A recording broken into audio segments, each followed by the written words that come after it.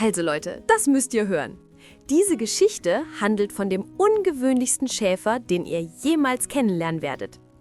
Stellt euch vor, ein gestreifter Wachhund mit Fell, der nicht bellt und keine Schafe hütet, sondern zwischen ihnen lebt, als wäre er selbst eins von ihnen. Das ist die Geschichte von Fritz, einer Straßenkatze, die ihren Platz in der Welt gefunden hat, indem sie Teil der seltsamsten Herde aller Zeiten wurde.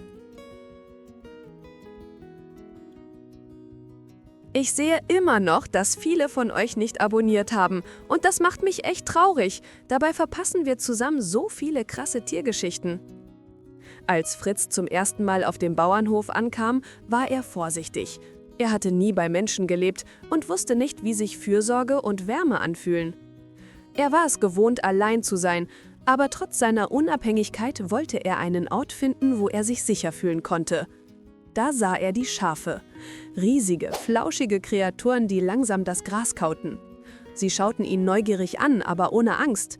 Fritz dachte sich, das ist es, meine Herde. Am Anfang hielt er sich zurück. Er lief über die Weide und studierte, wer das Sagen hatte, wer wohin ging, was diese merkwürdigen Wesen machten. Aber schnell merkte er, dass die Schafe nichts gegen seine Anwesenheit hatten.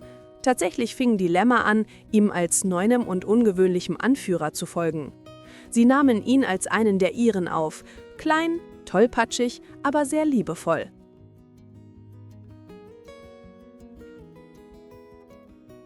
Fritz, an sein freies Leben gewöhnt, vergaß manchmal und wurde zu aktiv.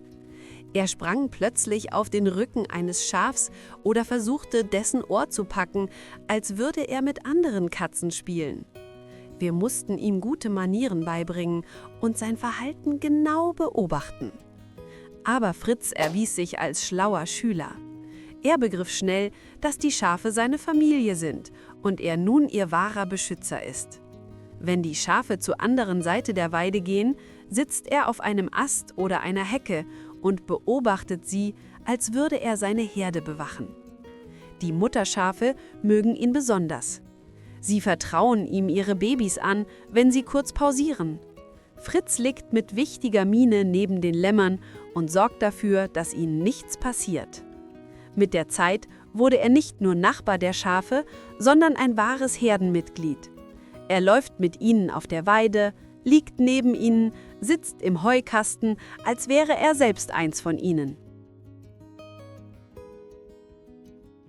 Fritz hat mir gezeigt, wie klug, loyal und ungewöhnlich eine Katze sein kann. Er fand nicht nur ein Zuhause, sondern seine Familie. Was meint ihr? Brauchen Tiere immer ihre eigene Art, um glücklich zu sein?